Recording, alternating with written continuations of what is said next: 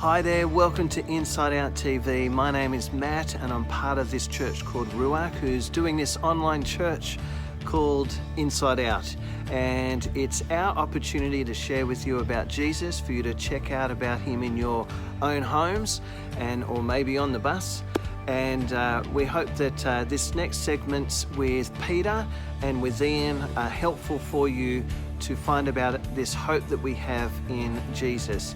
So I'm going to throw to Peter, and then after Peter you'll hear from Ian, and then I'll come and say hi at the end. My name is Peter, and as we all do, I wear many hats in life, and I'm excited today to share with you just one of the hats and how it is so significant to my life, but also how it's so significant to me as well in a spiritual way. But first, a little bit about me. I'm 22, I'm a youth worker, and I so love hanging out with all the peoples. I'm very much a people person. And last month I graduated in front of Momo Bar on a Zoom call because I was hungry. One of these hats that I wear in life is that I am a photographer, and not only am I a photographer, I'm a surf and an ocean and a lifestyle photographer.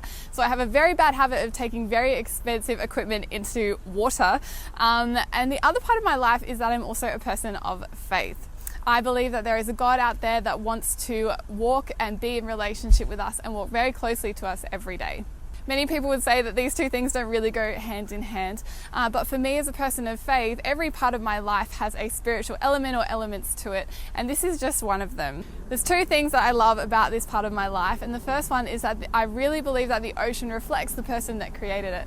And the second one is that this is just one way that I connect with God and I'm reminded of how good he is. So my mornings start very early, usually leaving the house around 5 a.m. to go and get that sunrise. We get to the beach, we find the surf, we gear up and we head out together and we enjoy the amazing creation that's around us. I love the ocean because it's so powerful and yet it's so gentle. I love that it tears stuff down and that it builds stuff up. I love that it brings so much joy and so much life. I love that it's so big, and I love that we nearly can't comprehend just how huge it is. I also love that we can interact with it in so many different ways. We can take the kids down for a swim, we can go for a surf, we can enjoy the view. The ocean represents so much life and fun, and it represents so much adventure. It's pretty cool that as a photographer I can attempt at least to capture it. The camera never does it justice because it is just so beautiful and it's so dynamic. But the great thing about the ocean is that I think that it really represents and reflects the person that created it. Being in the ocean for me reminds me of the greatness of God, how powerful he is, how gentle he is, and how much he loves us. And I love that it represents the huge adventure that he has in store for us when we do enter into a relationship with him. There's a verse in the Bible in the book of Ephesians that says, "I pray that you, being rooted and established in love, may have power together with all the Lord's holy people to grasp how wide, how long, how high, and how deep Christ's love is." How cool is it that our oceans reflect so much of our God, of how deep and how wide and how high his love is for us. The other thing that I love about doing this is it gives so much opportunity to soak all of this in, to reflect and to connect with God through his creation.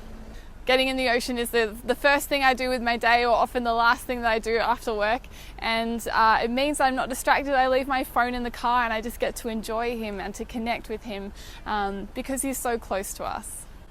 I'm able to reconnect with the fact that he wants to walk with us every day, and all of these amazing things that are and build up the character of God are something that we can experience through this amazing creation. The greatest thing about it is that we get to reconnect with the fact that he wants to do this adventure with us.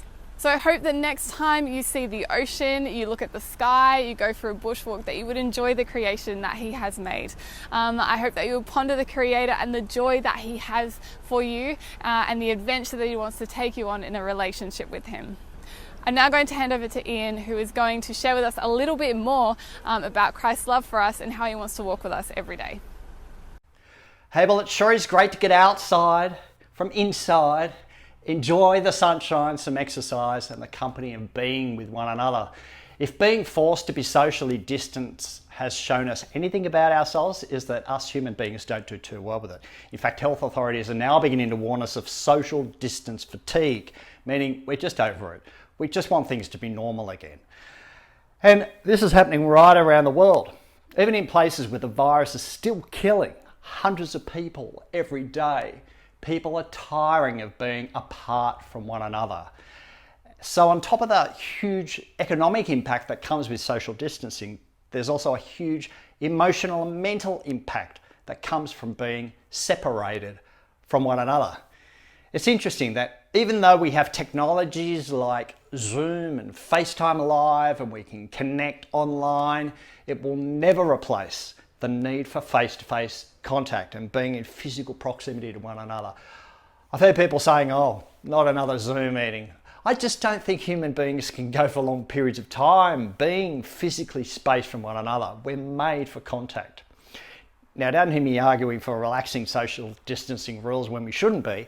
I understand their importance. I'm simply making an observation that for the most part, doing social distancing goes against the grain of who we are as human beings. I'm someone who believes in God, and part of that belief is that we are made in God's image. And when I think about that fact, I think about the fact that we're made for community and connection. I'm reminded that God himself loves community. Now, many people are saying, well, if there is a God, he's got no relevance to my life. He, she, or it is just a long way out there somewhere far away from me, distant. And I can identify with that. I remember as a teenager, I'd go on camping trips and I'd look up to the stars at night and think, wow, this universe is so huge, my planet is so small, and I'm just a speck of nothingness that will one day just be gone. My concept of God was he was a force somewhere out there, far away from me, distant. Then one day, I heard the Easter story. I'd heard it before, but it was like hearing it for the first time. And it was this idea that God came out from the heavens and became a human being, that he lived a normal life here on planet Earth. He connected with people. He had a close group of friends that he hung out with every day for 3 years. He was very close to his mother. He had a best friend. He shared life's pain, struggles and joys. He had times of tears and desperation. He experienced love and betrayal. And in all this, he was just like us. Except for one thing, he lived a perfect life because he was 100% of the time motivated by love, and everything he did was out of compassion. Well, as they say, you can't please everybody, and a group of powerful people plotted his death by crucifixion, and he died at 33 years of age. But this didn't take him by surprise. He knew this was coming all along. It's in fact why he came. He came to die. Well, why would he come to die? Well, in the ancient scriptures, we're told that there's a virus affecting all humanity. You can't see it under a microscope, but you can see its impact. You see it in domestic violence and uncontrolled anger. You see it in corrupt governments and institutions. You see it in our disregard for the poor and the vulnerable. And you see it in here. Times when we think to ourselves, why did I do that? Why did I just say that? And we wish we were a better human being. Well, sin's a very old word, but basically what it means is there's this virus affecting us all. And sin, the word sin has I in the middle. You see, we're very me-orientated. Although we're capable of great acts of love and kindness, we're also capable of significant evil. A little gossip here, a little deceit there. Just comes naturally. So when Jesus died, he knew what was happening. That he who knew no sin, who was perfect in every way, who perfectly loved, was dying for the sickness that was affecting the whole of humanity. And in his death, he's offering a gift of forgiveness and healing. And in rising from the dead, he's offering a new start to all who say yes to him. Let me finish with this. I am so glad God is not socially distant. I'm so glad that God came to earth in the person of Jesus. I'm so glad he died for me and that he rose again from the dead. And I'm so glad that he's with me every day by the gift of his Spirit which lives in me. Do you feel near to God, or far away.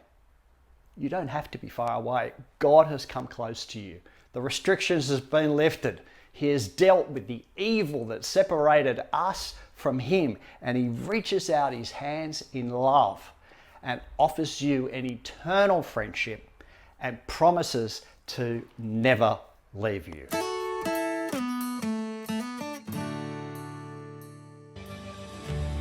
Well, thank you for joining us, and thank you, Peter and Ian, for sharing with us today. If you would love to talk with us or check out more about us, please go to ruachchurch.org, and we'd be delighted to get in touch with you. We are meeting in groups in an online way at the moment during this season, and you'd be welcome to come and join with us at any time. All right, thanks for joining us, and we'll catch you around.